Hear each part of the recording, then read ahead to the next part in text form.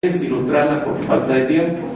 Está la famosa iniciativa Chiang Mai, que primero partió con swaps bilaterales y luego se multilateralizó, que integra los países del Asian Plus 3, o sea, los países de Asia Plus Japón, China y Corea.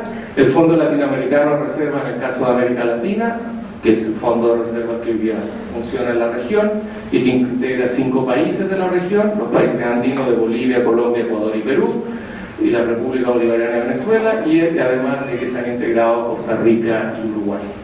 Y en el caso árabe está el Fondo Monetario Árabe, que integra 22 países. Eso yo le diría, más allá del Fondo Monetario, que es el Fondo de Reserva Global en principio, aunque no ha funcionado de esa manera. Son las otras experiencias o los otros 3 tipos de fondos regionales que hay en el mundo. La iniciativa Chiang Mai, como les decía, partió con mucha fuerza a partir de la crisis asiática de 1997. Y eso desencadenó un proceso político y de integración muy fuerte entre los países asiáticos. Los países asiáticos, de hecho, la iniciativa original era crear un fondo monetario asiático, que no prosperó por problemas políticos y se puso el G20 de la época, o el G30, porque en esa época el G20 existía, pero no era muy relevante. Se puso para el G1 y G2, tuvieron hasta el G4, claro.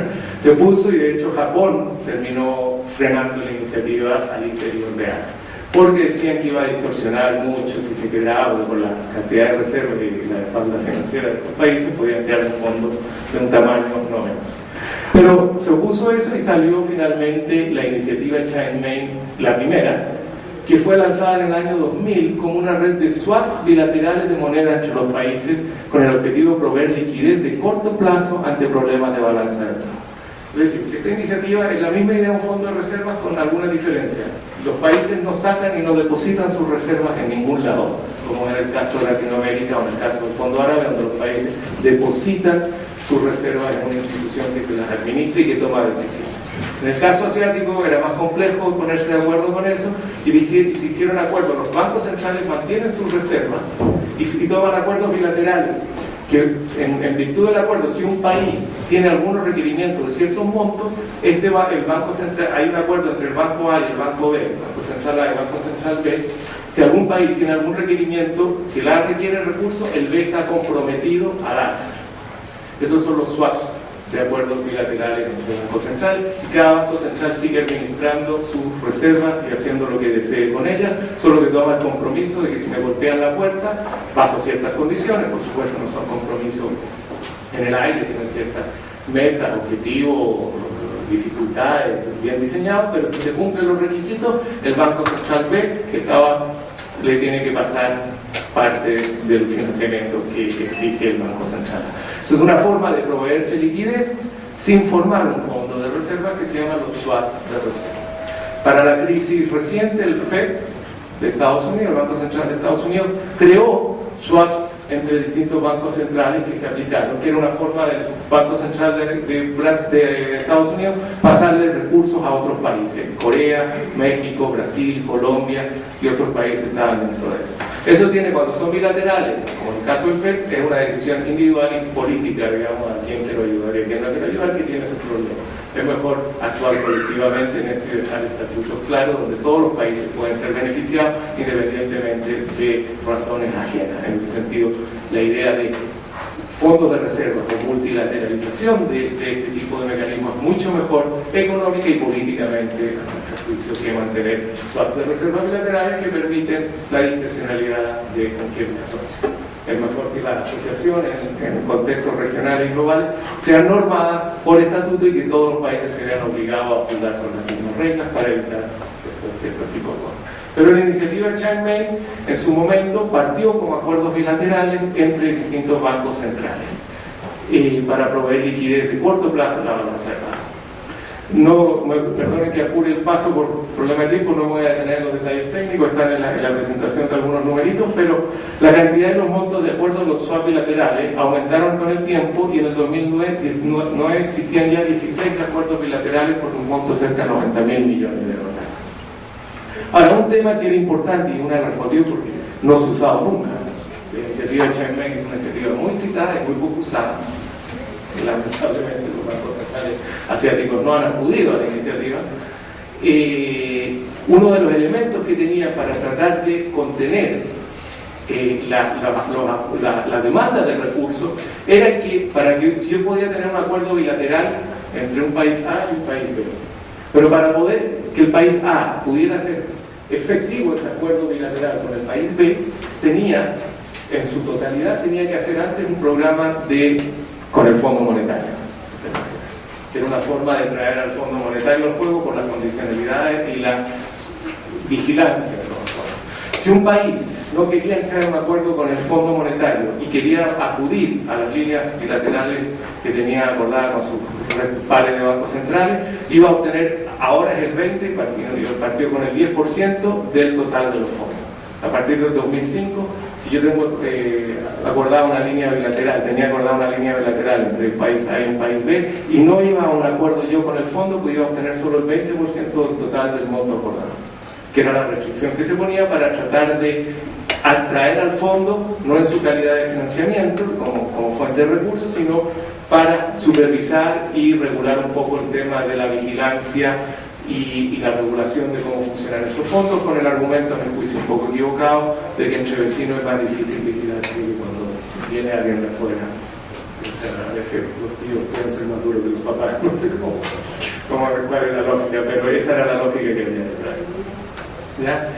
Y la araña que les puse al frente simplemente para mostrarles la gran cantidad de swaps que había entre los países miembros del Asian Plus 3, o sea, con China, Japón y Corea y el resto de los países, y estas líneas les muestran los distintos montos que hay. Un tema que es muy interesante, que en algunos países las líneas swaps bilaterales no eran en dólares, sino eran en moneda local. Y eso, a mi juicio, tiene que ver fundamentalmente con los flujos de comercio. O sea, Corea tiene líneas swaps equivalentes en dólares, pero en moneda local con Japón y China, no en dólares. Por lo tanto, si Corea tiene problemas de divisas, no va a acudir ni a Japón ni a China a pedirle porque van a pasar en moneda local, con el compromiso que no los puede llevar a dólares para no desequilibrar los tipos de cambio. Entonces, las líneas swaps, en el caso de la iniciativa Chainmain, tienen acuerdos bilaterales entre dólares y entre monedas locales. Como decía, es una iniciativa más citada que utilizada, y ningún acuerdo de swap bajo la primera iniciativa de Chainmain bilateral fue activado. ¿Y por qué un poco estos motivos? Uno, porque yo podía tener swaps con 5 países, pero no todos estaban obligados a prestarme plata en el momento que yo quisiera, dando razones en función de los acuerdos. Y si había 3 países que decían que sí y 2 que decían que no, los otros 3 tenían que hacerse cargo de los recursos que tenían que aportar los otros que dijeron que no. Entonces eso complicaba un poco la relación entre los bancos centrales. 2, y quizás lo más importante, los países asiáticos correctamente, y porque además pueden, casi nunca han acudido al Fondo Monetario, y particularmente a partir de la crisis del año 97, donde hubo un gran debate de que parte de la profundidad de la crisis de los países asiáticos fue culpa de la política de ajuste estructural del fondo, que promovió los típicos ahorros en momentos de crisis y superávit fiscales en momentos de crisis. Y hay un tema de estigma dentro de los países asiáticos de acudir al fondo, y tienden a no acudir. Entonces prefieren no tener que hacer la parte para lograr el 100% de los acuerdos bilaterales, de los swaps bilaterales, prefieren obtener menos y no ir al fondo, y por lo tanto han seguido con un proceso de acumulación de reservas muy importante. Y eso también ha sido un elemento que traigo a colación cuando uno está pensando en cómo se regula, cuál es la normativa de los fondos de reserva.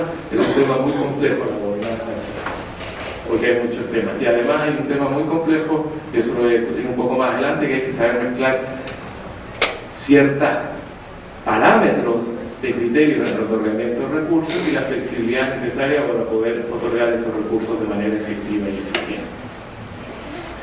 Por ejemplo, durante la crisis del 2008, Corea recurrió a un swap bilateral con el Banco Central de Estados Unidos y no usó las líneas de swap bilaterales que tenía dentro del acuerdo de Chainmain. Hay 2 motivos de hecho texto. Uno, que nunca quiso hacer un acuerdo con el Fondo Monetario, un acuerdo de stand-by con el Fondo Monetario. Y 2, que el FED le proveía dólares, mientras que Japón y China le iban a dar moneda local, y en ese momento la necesidad de Corea era más bien dólares. O sea, estoy tratando de ilustrarlo los temas y conflictos que a veces pueden surgir y las dificultades de acomodar las distintas realidades de los países que tienden a integrar este tipo de recursos. También Singapur recurrió a un swap con el Banco Central de Estados Unidos y no con la China Main y no con los swaps bilaterales. Y Indonesia intentó recurrir a los swaps, pero no le fue otorgado con el FREN.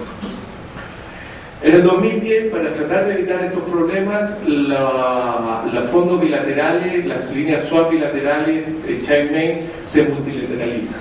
De esa idea se dice que se creó un fondo de reservas, en el sentido que ya no son líneas bilaterales, lo cual a mi juicio es un gran avance, son líneas multilaterales, pero a diferencia de lo que se observa en el Fondo de Reservas Árabe o en el Fondo Latinoamericano de Reservas, no depositan las reservas en un fondo y los bancos centrales siguen manteniendo las reservas bajo su propia administración.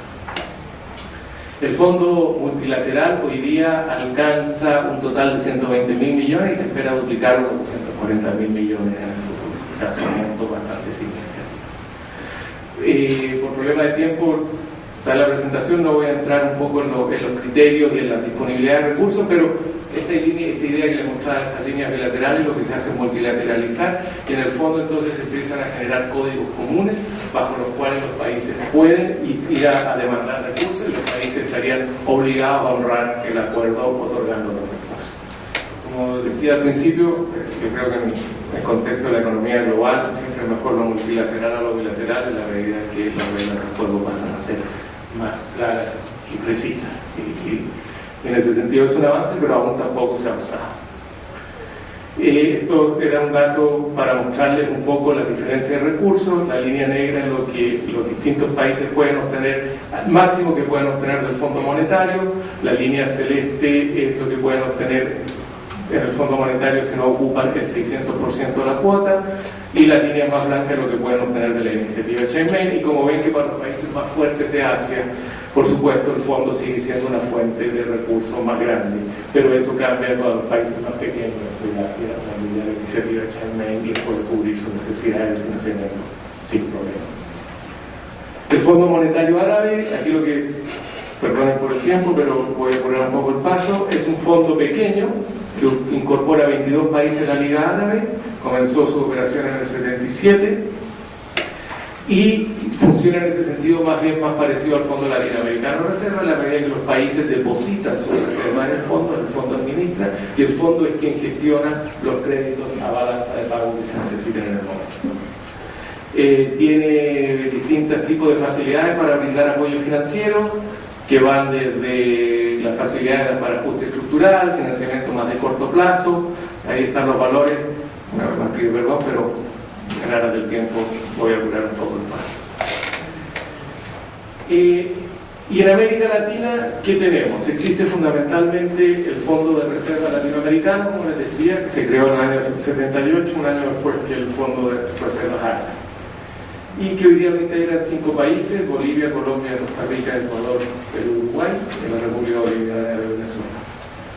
Y este es un fondo que fundamentalmente lo que busca es prestar asistencia de financiamiento a las balanzas de pago de sus países miembros. Cubre un bajo espectro del total de los países de la región y hay un gran desafío que es lo que se mencionaba en la mañana, es cómo fortalecer un fondo regional que incorpore más países de la región, que a la vez que incorpora más países podrá tener más espaldas y generar efectos positivos mayores para evitar estos daños. Pero también las bancas de desarrollo en la región han ido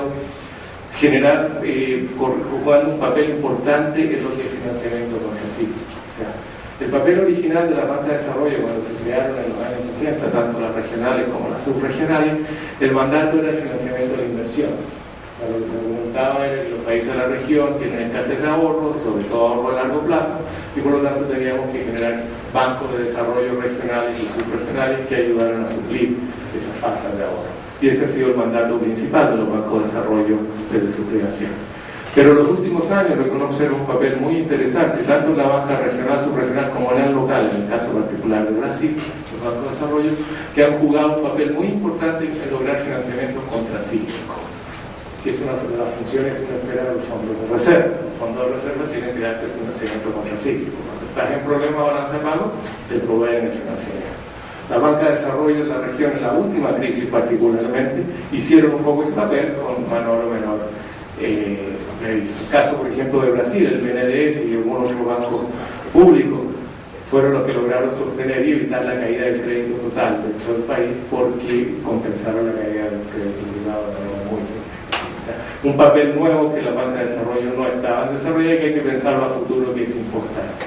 En el caso de las bancas regionales, por ejemplo, en el año 2009 el Banco Mundial aumentó los créditos aprobados a la región en un 200% con respecto al año 2008. Si uno asume que las amortizaciones no aumentaron tanto, habrá un componente contracíclico en ese financiamiento. Lo mismo pasó con el PIB y lo mismo pasó con la caja. O sea, hubo un esfuerzo, como les decía, una de las lecciones que se tomó rápidamente la crisis y la necesidad de liquidez de los bancos de desarrollo también de avanzar en esa dirección. Entonces, déjenme centrarme un poco en el fondo de reservas, que era el argumento que hemos venido discutiendo. En el caso de América Latina, digamos, hay un fondo de reservas que no funciona como swaps bilaterales, que funciona en que los países miembros depositan sus reservas y el fondo las administra, genera las rentabilidades y además toma las decisiones de cómo brindar apoyo a avanzar las necesidades de balance de pago de sus países miembros. Y eso es lo que ha hecho el FLAR desde sus inicios.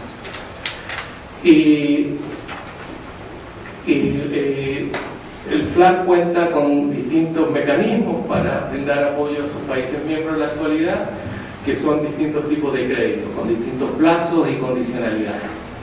La balanza tiene créditos de balanza de pago, tiene créditos de reestructuración de deuda pública, tiene créditos de liquidez, tiene créditos para la contingencia y tiene créditos de tesorería. Son los distintos mecanismos por los cuales el FLAR puede canalizar recursos a sus países miembros. Por supuesto, cada uno de estos mecanismos va acompañado de distintos plazos, condicionalidades, requisitos, etc. ¿Qué es lo que observa uno? Y quisiera llamar a colación en este cuadro, cuando uno quiere mirar cómo ha estado la actividad del FLAR en el financiamiento contracíclico. A diferencia de Chiang Mai, FLAR sí ha sido usado por los países miembros. Y tiene a mi juicio, ha tenido un comportamiento dentro de las posibilidades de espalda que ha tenido el fondo de reserva, y por eso es tan relevante e importante las discusiones que se están levantando de cómo potenciar y mejorar un fondo de reserva en la región y qué características y roles debe cumplir. Pero el FLAR, en las características y roles que le han sido encomendadas hasta ahora, ha cumplido a mi juicio un papel bastante correcto cuando uno mira los números. Si ustedes miran aquí los créditos aprobados del FLAR y los comparan con los créditos aprobados por el Fondo Monetario Internacional en los países miembros del FLAR, pueden observar que, por ejemplo, durante la crisis del 82-85, el FLAR prestó mucho más a sus países miembros que el Fondo Monetario. Lo mismo el 86-89, en el periodo 98-2001, también el FLAR a sus países miembros llegó con más recursos que el Fondo Monetario. Eso hace que el FLAR se haya transformado para sus países miembros en una fuente de importante complemento, digamos, para ayudar al financiamiento contracíclico. Eso no quita la necesidad de, como decía, de quizás una ventana de oportunidades de repensar y pensar cómo apoyar y aumentar y mejorar el fondo de reservas regional.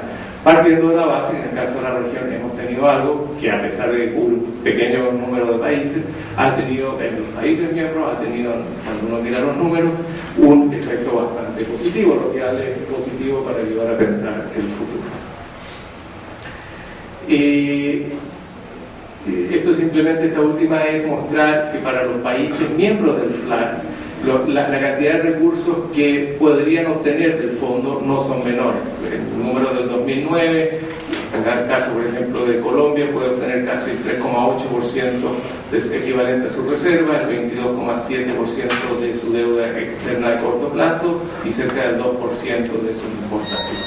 Y va cambiando, por supuesto, en todos los países, pero en ese sentido lo que queremos mostrar es que, si bien el FLAR es un fondo pequeño, que hay que, por supuesto, expandir la capacidad de recursos que tiene, para los países miembros puede afectar y tener un comportamiento contracíclico importante. Y para ya ir cerrando, y perdonen la demora, quisiera tocar el otro tema que nos parece central de la cooperación financiera, que es movilizar recursos para el desarrollo. De alguna forma los fondos de reserva ayudan en la medida que le reduzcan las necesidades a los países de acumular reservas, que estarían liberando recursos que pueden ser usados de una óptica más eficiente y productiva, tanto para el desarrollo económico y social en nuestros países.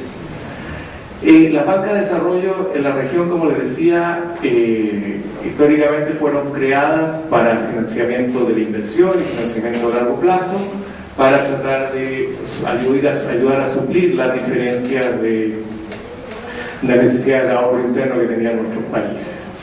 Las bancas de desarrollo durante los 80s tuvieron un papel más bien menor, hubo toda una ideología muy fuerte, que todo lo que olía a banca pública y a banca de desarrollo era mal mirado, y en ese sentido, tanto las bancas de desarrollo regionales, sobre todo son regionales, porque las bancas regionales cambiaron su papel por motivos políticos, digamos, se dedicaron a hacer otro trabajo, pero las que fueron las bancas de desarrollo subregionales y las bancas de desarrollo nacionales, durante los 80 vieron su papel muy disminuido. Inclusive Enrique Iglesias usaba el término de banquicidio cuando quería hablar de lo que les había ocurrido a muchos de estos bancos durante el reinado del consenso de Washington. Pero, por suerte para la región, digamos, las bancas de desarrollo que hoy día contamos han estado mejorando su desempeño y han tomado cada vez más fuerza, y a partir sobre todo desde los 90 han ido fortaleciendo su participación en ayudar a movilizar recursos para el desarrollo. Han aumentado su importancia relativa y también han diversificado sectorialmente sus carteras, lo cual es buena noticia. Este gráfico simplemente muestra la línea roja, que son la participación de la CAF, la Corporación Andina de Fomento, el Banco Centroamericano de Integración Económica y el Banco de Desarrollo del Caribe, las tres bancas subregionales que tenemos en la región en este momento. La iniciativa del Banco del Sur ya se discutió en la mañana, que estamos esperando a que entre en operación y va a ser un muy buen aporte a estos números que estoy mostrando, pero estos números reflejan, digamos, estas tres bancas, muestran cómo a partir desde los 90, y particularmente ya desde mediados de los 90, estos bancos empiezan a aumentar su participación relativa en el desembolso total de los bancos de desarrollo de la región. Y esperaríamos que con el inicio de actividades del Banco del Sur esta tendencia aumentara significativamente, lo cual sería muy importante. Pero entonces los bancos de desarrollo de la región están recuperándose después de este periodo del banquicidio y están retomando su importancia relativa. Y este gráfico también les muestra el aumento, por ejemplo, la participación de la banca en el total de créditos para los países de cada subregión. Aquí pueden ver cómo la CAF, digamos, ha aumentado significativamente, no veo los colores, entre el año 91-95 al 2006-2010, sus colocaciones para sus países miembros. La columna azul es el BID más el Banco Mundial, y la columna roja en el caso de más a la izquierda es la CAF, de a la derecha de ustedes es la CAF, y ven cómo ha aumentado significativamente su participación. Lo mismo le ha ocurrido en los países miembros del CARICOM del Caribe, como el Banco de Desarrollo del Caribe ha aumentado significativamente sus colocaciones, y lo mismo ocurre con el Banco Centroamericano de Integración Económica. Es decir, la buena noticia es que están reactivándose la banca de desarrollo con la que hoy día contamos en la región. Y fundamentalmente la otra buena noticia es que cuando uno mira la cartera de colocaciones de estos bancos, cada vez más están yendo a sectores productivos e infraestructura, que es un tema central. Durante los 80 no solo bajaban sus colocaciones, digamos, producto de la ola que regía esa época, sino que también se dirigían hacia sectores más que los bancos, Banco Mundial particularmente, definían como más prioritarios, que eran fundamentalmente sectores de gobierno y sociales que nunca nadie entendía muy bien qué eran. Y luego han ido volviendo, a nuestro juicio de manera correcta, a fortalecer la canalización de recursos para el financiamiento productivo y la infraestructura, que son dos grandes desafíos de los países de la región. Y entonces, para concluir, tal como se dijo en la mañana y trataba de demostrar, la necesidad de avanzar en la integración financiera regional y la arquitectura financiera regional es central. Existen muchas modalidades de esta arquitectura financiera que van con fondos de reserva, bancos de desarrollo, mecanismos de pago, unión monetaria. Yo me centré en esta presentación en lo que es fundamentalmente el mecanismo de reserva y banco de desarrollo. La experiencia extrarregional muestra que hay distintas modalidades de organizar un fondo de reserva, que puede ir desde acuerdos de swap multilaterales, bilaterales, hasta fondos de reserva propiamente tales. Pero lo importante a nuestro juicio es que en el caso de América Latina la experiencia del fondo de reservas que hoy existe no ha sido negativa en su capacidad de apoyar a sus países miembros. Por supuesto es insuficiente desde la perspectiva de la región en su conjunto porque cubre pocos países, y que es importante que la región avance en pensar cómo potenciar un fondo de reservas que incorpore más países y que ayude a más países a suplir sus necesidades de financiamiento y sus necesidades contracíclicas, particularmente en la medida que uno percibe que América Latina y el Caribe en términos, y el mundo en general, la globalización financiera va a estar ahí siempre generando ruido, que es importante que las regiones y los países logren aislarse y defenderse de estos ruidos. En ese sentido, potenciar un fondo regional, hay que entrar a discutir por problema de tiempo nuestro, las técnicas, la institucionalidad, los desafíos y modalidades que se puedan adoptar, creemos que es fundamental. Y que además hay que reforzar el papel de la banca de desarrollo, no solo en su condición de movilizar recursos para el financiamiento, o sea, canalizar ahorros hacia el sistema productivo, que es uno de los grandes déficits que ha tenido el desarrollo de los mercados financieros en los últimos 30 años, más bien canalizar recursos hacia el sistema financiero y no hacia el sistema productivo, pero que la banca de desarrollo debe potenciar ese papel, y que la experiencia de los últimos años nos muestra que además también puede tener un papel muy importante colaborando y complementando un fondo de reserva en su papel contracíclico, de proveer financiamiento contracíclico como un elemento central cuando uno quiere aislarse y blindarse un poco de las volatilidades que nos vienen de afuera. Muchas gracias por la atención.